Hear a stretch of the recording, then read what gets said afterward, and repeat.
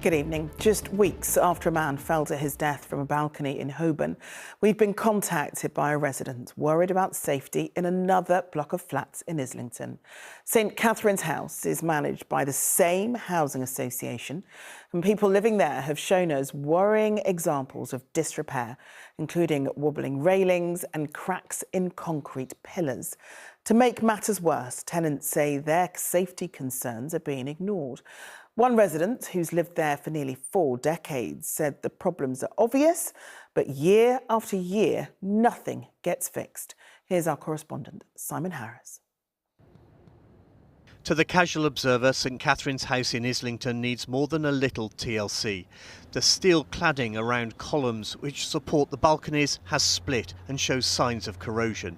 There are cracks in concrete, and more than one ground floor barrier has separated from its support. The main concern with this bracket, it's cracking and it looks as if the concrete is crumbling that's holding it. Christine has lived in a first floor flat for more than 50 years and is worried about the steel which supports the balconies. It's an iron bracket that holds up a balcony above me. At the moment it doesn't look at all strong.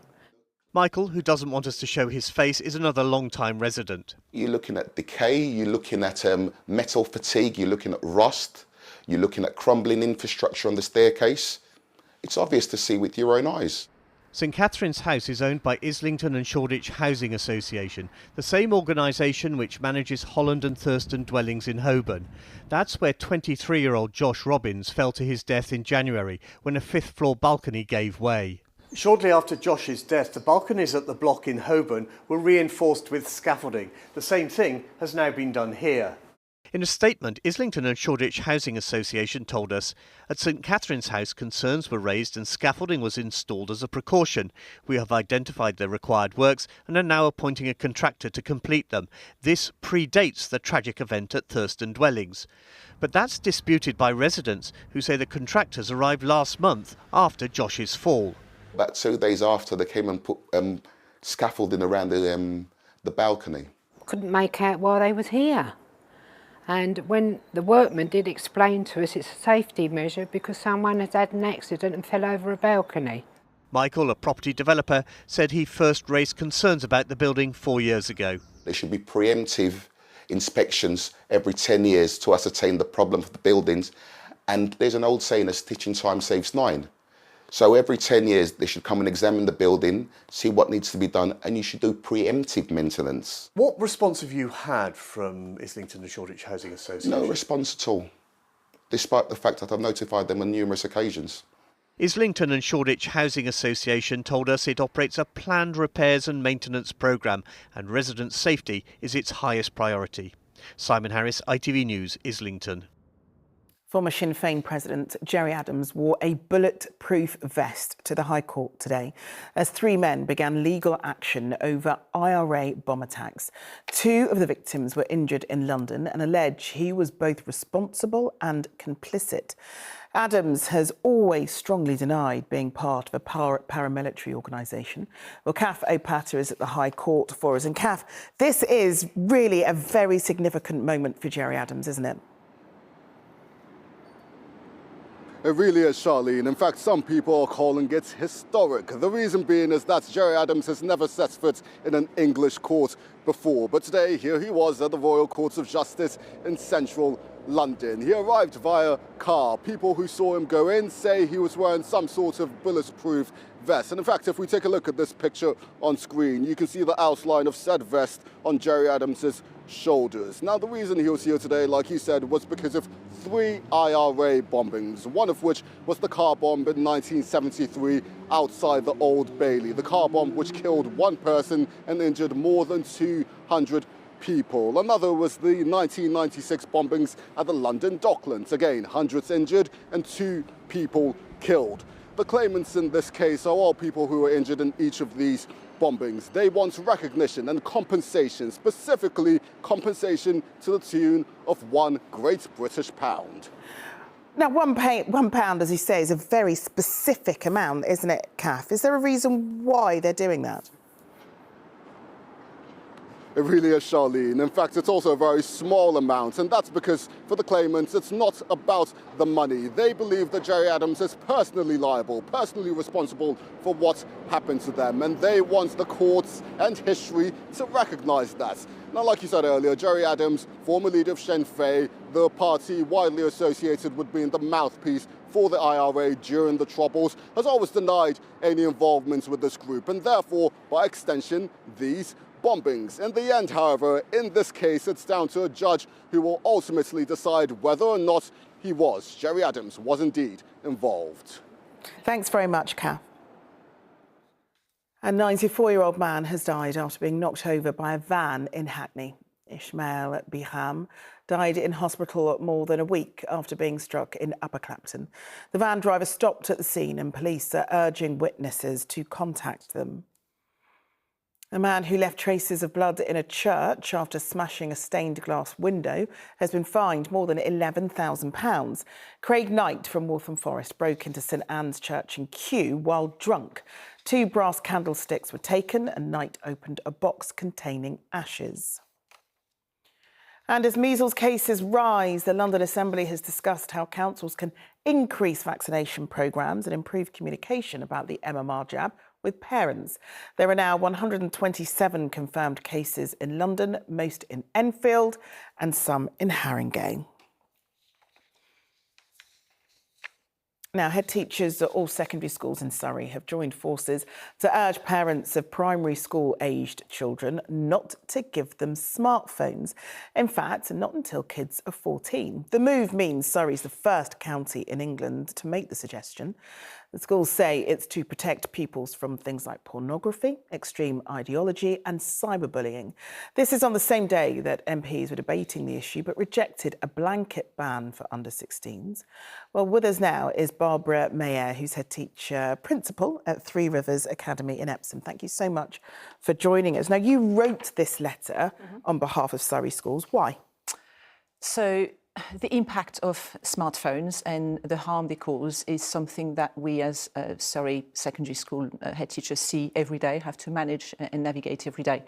And as a network of 58 secondary schools, we wanted to use our voice to send a unified message to families. So we know that getting a first smartphone often coincides with the transition from primary to secondary school. Yeah. And it doesn't have to be. Children do not need a phone simply because they are joining Year 7, and it's really helping parents navigate that transition. And it's interesting because in this letter you also talked about the fact that it actually adds little value to a child's life by having a smartphone at that age. But let's have a look at the other things that you included in this letter. You said things like having the phone causes less social interaction, increases the chances of watching harmful content and encourages anxiety and low mood. Do you think that parents are aware of these things, or do they become aware after the event? I think a lot of the time they are aware. Sometimes it's too late. I think parents are under enormous pressure to buy their child a phone. They do it for the right reasons. I also think that it is a matter of parental choice. But what we want to do is making sure that choice is as informed as possible. And that's really why we want to share our perspective. And do you think that's where the key is here? Is that it's not necessarily an informed decision when parents are trying to decide what to do? I mean, there are some experts that sort of talk about things like, well, it makes it very difficult when kids are using tablets in school. They need to use laptops to do their homework. It's very hard to explain to a child why one thing is okay, but the other thing isn't. Yes, absolutely. And look, I think every school is navigating that in their own way. Every school I know has strict restrictions on phones, and we certainly welcome the guidance in February that says that schools should be by default a school-free environment. And I also think there is a huge role around education. Schools we have to educate children we have to teach them how to use that technology effectively. Do you feel the government's let schools down by not making decisions about this earlier on? Possibly, but I also appreciate how complex the debate around school phones in school is.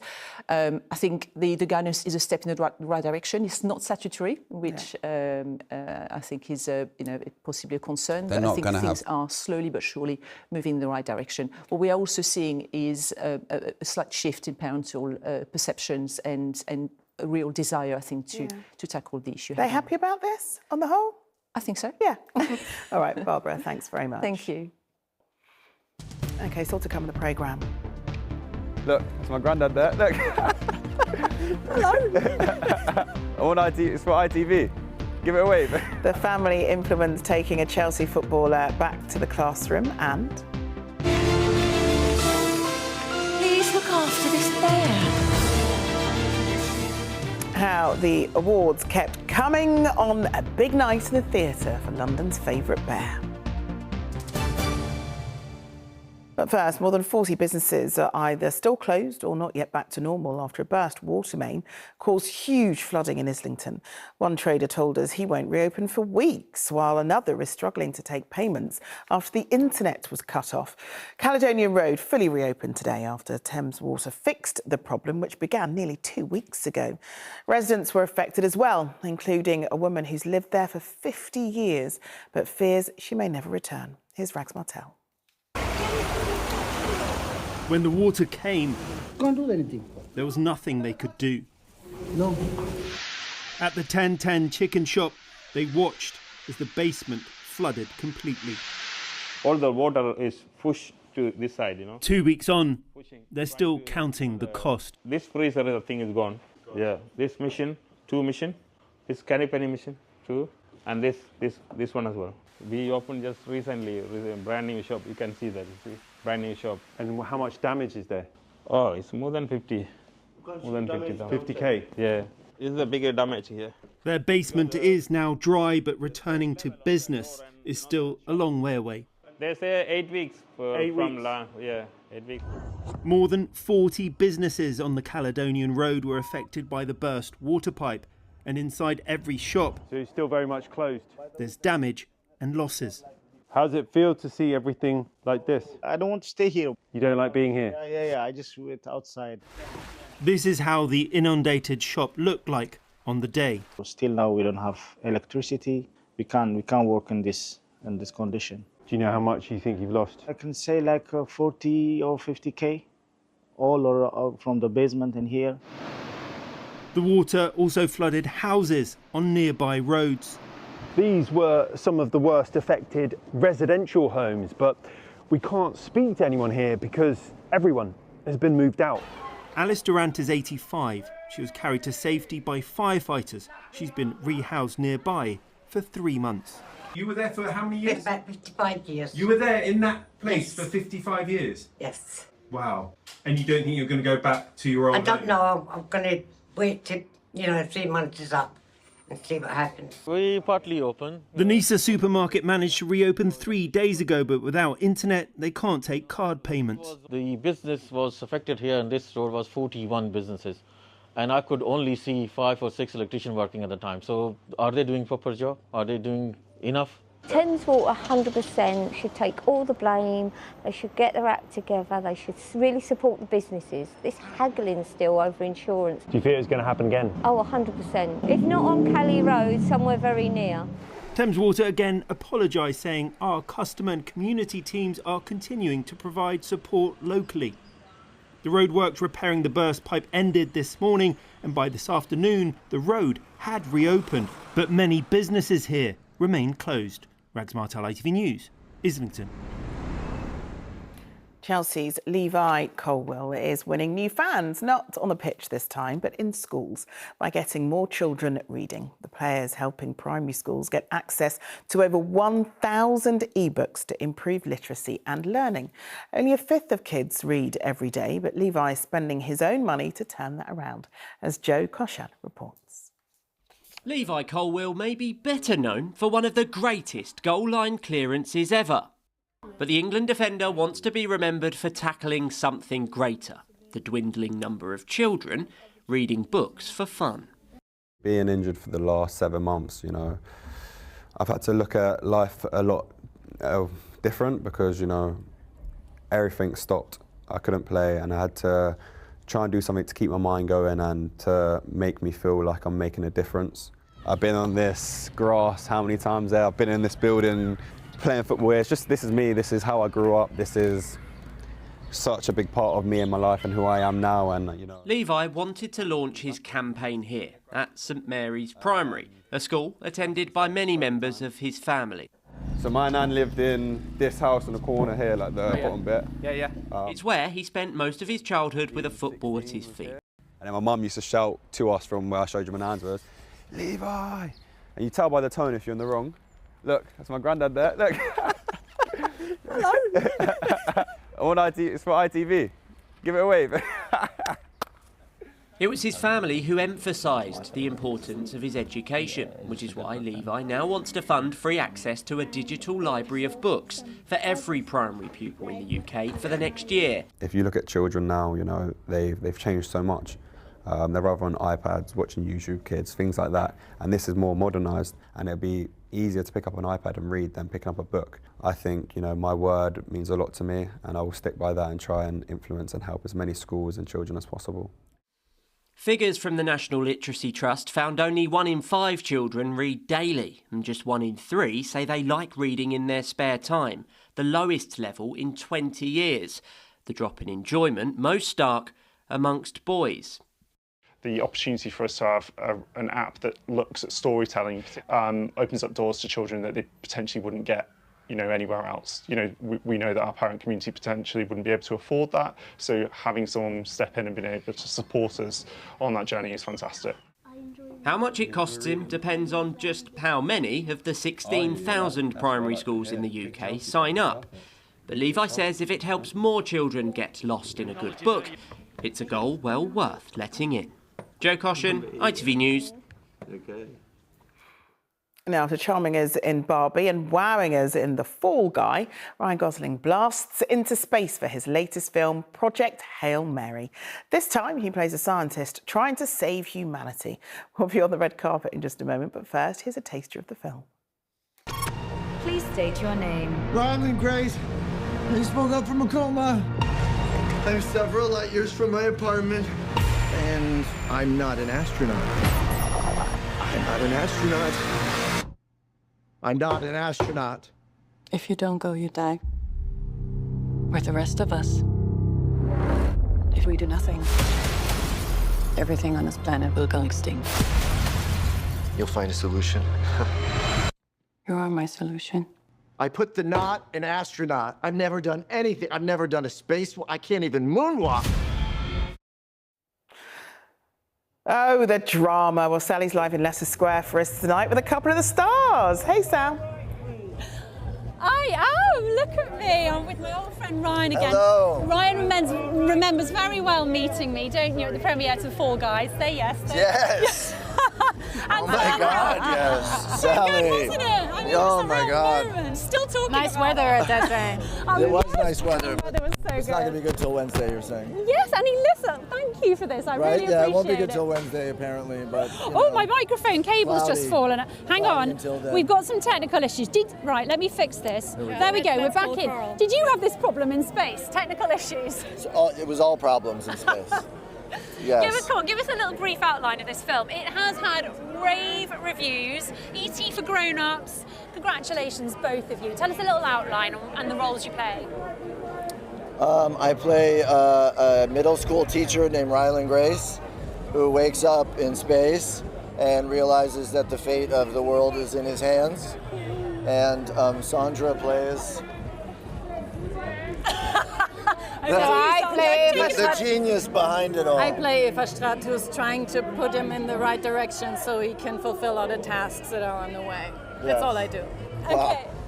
That's yeah. Wait till you see it. A You'll little see. bit more than she that, also right? sings. Well, yes. So tell us Harry about Styles, Sign of the Times. I love the fact that you Crushes. You're singing too, right? They just didn't put it in. You end up singing Sorry. right because you heard her in her dressing room. Yes. What did you hear? This angelic voice. I heard Destiny. I heard Destiny down the hallway. I was like, that has got to be in this movie. I asked Sandra. She thought about it. She came in with the perfect song. Which was? Sign of the Times by Harry Styles, and it became the anthem of our movie. And the best scene in the film. I have to say something. I have to interrupt you for once in my life. I want to interrupt you because it might be true. It might be true it was this way, but it is. I mean, everybody's talking about the scene, but the things I've seen in this film that this man is doing, that is just beyond what I've seen before.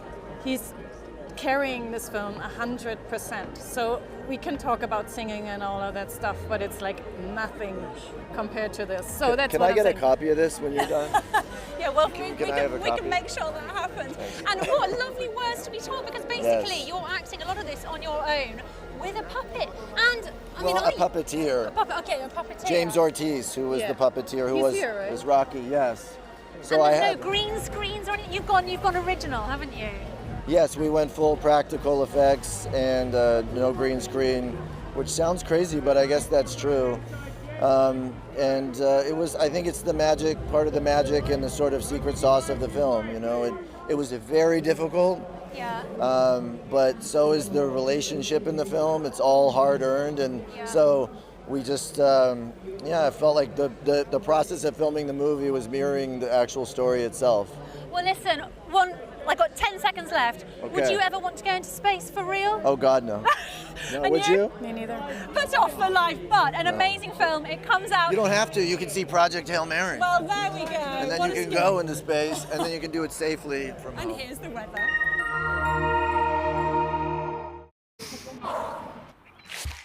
Come rain or shine, Octopus Energy sponsors ITV London weekday weather.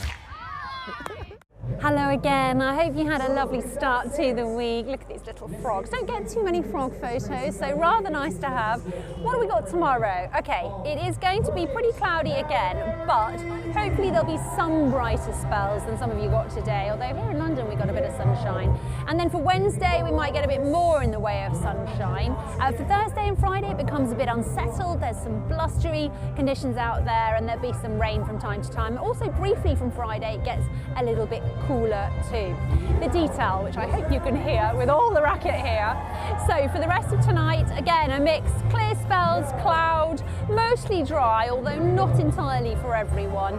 And where there have been some clear spells, there might be a little bit of mist and fog by the end of the night. And those temperatures will come down to single figures, so not freezing, but still a little bit fresh as we head on into tomorrow. So what does tomorrow have in store? Well, it could start off a bit murky in some areas, but on the whole, a generally dry day, quite a lot of cloud once again, but there is a little bit more of a breeze tomorrow, which might just break up some of it. So we are hoping for some bright spells, but they're not guaranteed. And the temperatures, there's a slightly cooler air mass, so we're still getting up to 12 or 13 degrees, but along with the breeze, it might just feel a smidge cooler than today. The evening starts off dry. If you're heading out late though, you might want to take an umbrella, because later on from the west you can see this rain moving in. Now the good news is a lot of it's cleared by the end of the night, and that sets us up for a decent story on Wednesday. Yes, there'll still be some cloud around, but hopefully there'll be some brighter or sunnier spells from time to time. Temperatures fairly similar to tomorrow. So Thursday and Friday, that's where we get a bit of a change. It turns a bit windier, there's some rain from time to time, some sunshine and showers on Friday, and it's also a bit cooler on Friday too. At the moment, Saturday's not looking too bad though. Little heads up there for the weekend. Right, I hope you got all of that from us all here on the space carpet. Have a super evening, and I'll see you later on. Cheerio. Octopus Energy sponsors ITV London weekday weather. Finally tonight, aside from his marmalade sandwiches, Paddington's got something else to make him happy. The West End musical picked up an incredible 9 prizes at the What's on Stage Awards. No other new musical has won more. It was a big night too for Evita and a bright young star who was with us in the studio just last week, as our correspondent Ronke Phillips reports. Please look after this bear. It was a triumph for the iconic cuddly character. The 9 gongs included Best Musical, with songs written by McFly star Tom Fletcher. Wow, thank you so much. Thank you to everyone that voted for our show. It means the world. The musical, based on the 4-foot character, has had rave reviews since it opened in December. It was a long time in the planning.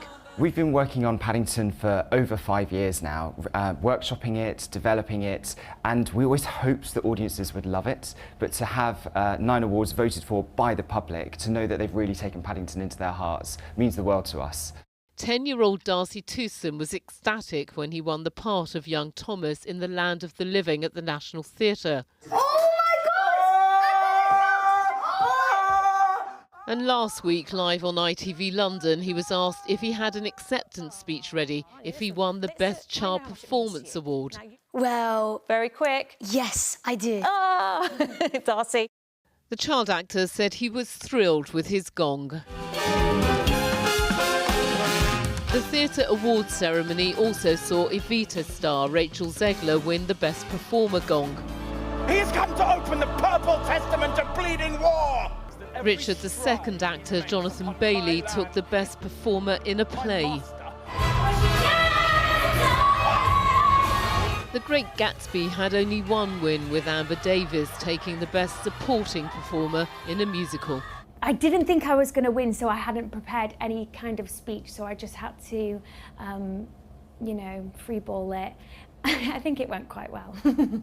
West End stage stars turned out in force for the What's on Stage Awards, the only ceremony where the winners are picked by the public. But the night belonged to the lifelike puppet, who after making his West End debut only last year, now has 9 wins to add to his marmalade sandwiches. Ronke Phillips, ITV News. Oh, well done, Paddington. That's it from us. The evening news next with Mary. But for now, from all of us, enjoy the rest of your evening. Bye-bye.